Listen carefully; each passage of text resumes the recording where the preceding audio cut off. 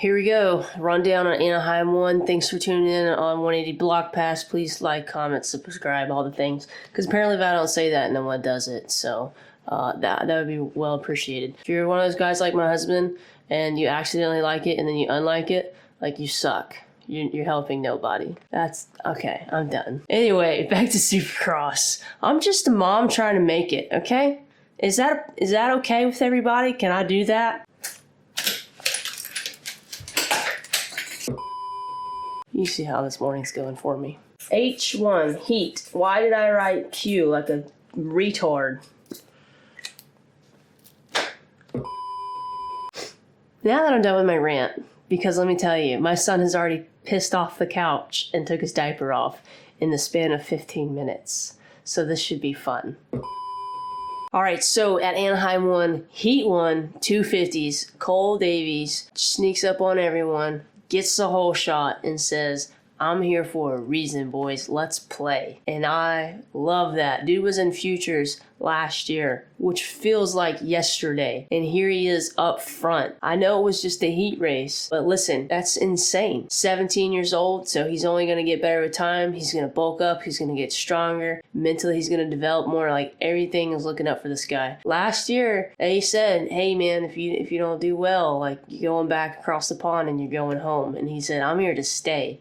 Yamaha picked him up, and he's putting in results. So that's awesome. I'd like to point out, at the beginning of the race, once Hayden did pass him pretty quickly. We know the dude's fast, so we're not going to play like he's not. He was only 6.8 seconds behind, so not too shabby in comparison. And then third place, Yoder was a whole 12.5 seconds behind. So you see what I mean? Like, he was keeping pace there for a little bit, and he ended up getting second in the heat race, which is really good. First race, and he was just like, I'm here. Let's go. Hayden did well. Start, got the win for Heat 1. And then Cody Shaw, someone I was kind of watching, he was in 15th, ended up 9th in the heat race, so that went well. Another thing, obviously everyone's talking about, and I'm not here to talk about the same thing that everybody else is talking about. I don't care, and I feel like a lot of other people don't care, so I'm trying to give you more details of stories that just aren't being covered. But I have to say, it's all over YouTube, I'm sure, right now. Hayden's like, yeah, Kitchen didn't want to show up, he's sick, he didn't want to put in the work, blah, blah, blah. Hayden had something to say about it. Surprise, surprise. You know, hey, stories sell, okay? Man's making money, and he's riding his dirt bike, and he's putting in work. He's been winning. So I know no one likes someone that's cocky, and you don't want the best for them. You wish the worst for them, but dude's killing it. So there's that. And the thing I was thinking about too is, like, there's no way that was just like all Kitchen's decision. There's definitely had to be like a council. There was some conference table. There was some team members. I mean, there was people in the mix saying yay or nay, or let's just wait. Let's put so-and-so in. Like that, there had to be more of a business decision than, oh, he's just sick and he don't want to ride. Like, you don't really know. And Hayden might know that, but then again, Hayden might have more pull if he says, I'm going to ride, and they say no, and he's like, no, I'm going to ride. So, you know, like, he might have more pull. So we really don't know what's going on behind the scenes, and I just kind of want to highlight that. Also, everyone's talking about Joe Shimoda, and in Heat 1, and he wasn't looking so hot, but obviously we know what happened. In the end, I don't want to do a spoiler alert, but dude won the main. We're going to get to that in a second. But during Heat 1, he was 12 seconds behind. So I really don't know what happened there. He was just not up there in the front. So that leads us to Heat 2 of the 250s. And right out of the gate, Jordan Smith with a whole shot on the beautiful Triumph bike, putting in work, showing these kids what's up. And I know everyone keeps talking about age, yada yada. It's Jordan Smith's 28, so he's old for the sport. But let me tell you, you know how there's two guys already that say they have put on 15 pounds. Jordan Smith is a fully physical, mentally developed man, and he's got that dad strength on top of it, and he's going to show these little kids what's up, and he's going to put in work, and you're going to see what happens. We all know how it works. I mean, you think you can still whip on dad, and then dad just pulls out of this, like, strength from nowhere, and then, you know, little brothers are like, man, and it just... So I'm banking on Super Dad coming out, right? So then we had little man Juju Boomer come in, and like, where did this kid even come from? I mean, I knew he was doing well, and people were talking about him, and I knew he was going to do great. I'm just saying, dude straight up came out of the ocean from racing jet skis, which is like, what is that? Hopped on a dirt bike, rode laps, took names, and took the checkered flag. Like, this kid is killing it. And the other thing is, like, he is straight business up there on the podium. And I think we can all appreciate that. That's really cool. And I think he put on 15 pounds this year or something. 15, was it him? Yeah, they said, I can't remember, 15 or 17 pounds. So dude's bulking up, he's growing up. And then so you got little man and big man going at it. And then you have that in. Jordan Smith tries to come up with the block pass. And Juju said, what? No, sir. Checker flag. Thank you very much. I'll be signing autographs after the show. Okay, the other thing that stuck out to me was that final position on Heat 2. Where there was, you guessed it, another block pass, and this one wasn't. Long's like, I got it, I'm gonna get into the main first time. Bam! Here comes a Frenchman. He said, no, sir, this is mine. And then he got that final position, sending Long into the LCQ. Okay, so for the LCQ for the 250s, we had Parker Ross and Gavin Towers going at it in the beginning, going back and forth. That was a lot of fun to watch. Now I want to point out, Towers, he was in the future programs not too long ago. Not too long ago being, I guess, last year. He was riding in Europe. He's 20 years old. He's from Pittsburgh, PA. So if there is any Pennsylvania guys, growls out there, there's who you need to root for. There's your homegrown PA right there. He's on the Phoenix race team, and I guess he got a second chance at Supercross from my understanding. I don't really remember going off my notes, but Bubba basically was like, you don't get a third chance. So got into the main, and he's making progress.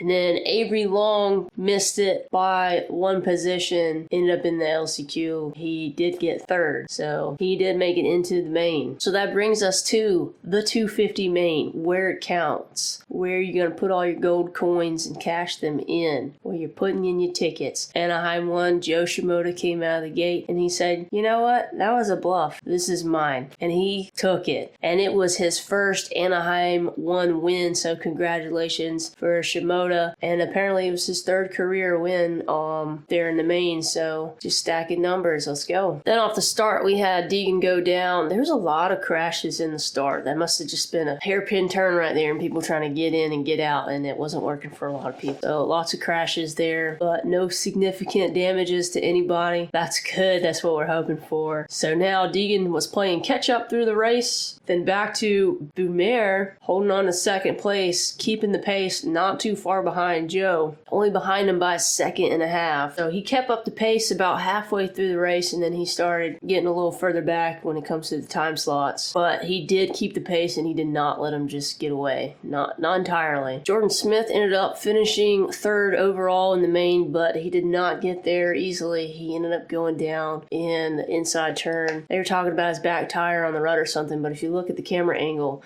the bars hit that tough block and took him out for sure. So if there was stalling, it was because that block took him out. But he was able to recover and getting third overall. So another thing about his race, he ended up passing somebody. So Jordan Smith ended up passing another guy. Can't remember who it is. We'll put it in here post-production. But I do remember he just going over these ruts like, and then turning, gone. So we ain't doing ruts. We're doing this street style and just holding on. That was fun to watch, seeing him think outside the box and just go for it. One thing I noticed during the race, which I thought was pretty interesting, is we know how Hadien Deegan went down in the beginning, but if you watch throughout the race, every minute he was getting position, like literally every minute he would be in one more position. Another minute go by, one more position. So he started out in 9th, and then 17th, 10th.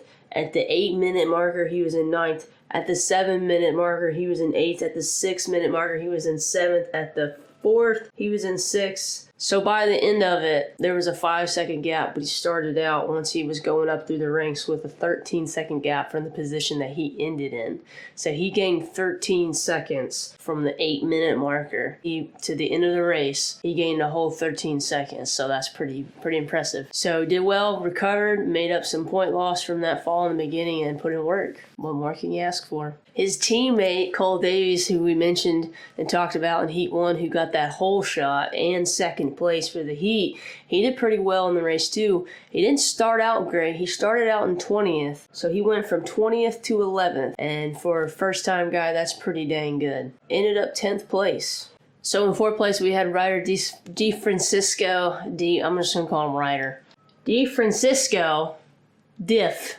Let's call him Ryder, okay? So we got Ryder on 4th, and he's another man that put on 15 pounds this year, and obviously that muscle is paying off. That's the crazy thing is, you know, if you're a guy, like, you go from, like, nothing to, like, this whole, like, Roman soldier freaking stacked. Like, what happened? If you do any work, like I do work with younger kids, you watch them go from like 8th grade, summertime, they come back to 9th grade, they shoot up, they bulk up, and you're like, what happened? That's what's happening to these racers because they're young and they're coming in and they are ready to rip. They get that extra muscle and they say, what is this? Another thing I found interesting, I want to point out, it wasn't anything about the racing specifically, but Bubba talked about, I think it was Bubba. I don't know, somebody talked about Joe and Honda Racing HRC, right? And how last year they were just putting in what the Lawrence brothers had and said, okay, race this. It's fast, it works because look, they're doing well and they're winning. But it just, everyone has different riding styles and it wasn't working for Joe.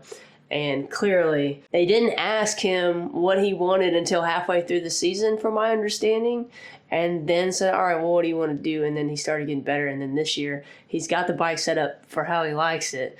I guess he's not a super fan of the frame, but everything else is how he likes it, and it's showing. And so I just found it, I was just like, how are you not going to listen to your rider? Like, what? And I don't know. Like, I'm not trying to start rumors. I really don't know. But, I mean, the guys that are in the scene all the time, Ricky Carmichael, James Stewart, if they're talking about it, it happened, okay? And so I don't know what that is. So we'll see what happens with Joe this year. Excited to see that. Like I said, great job on Anaheim 1. And that's all we got for the 250s. Okay, so we're going to do another video on the 450s. That way we can keep this short and condensed. I really appreciate your watch. Thanks for joining in. See you next time on 180 Block Pass. Oh, my butt hurts.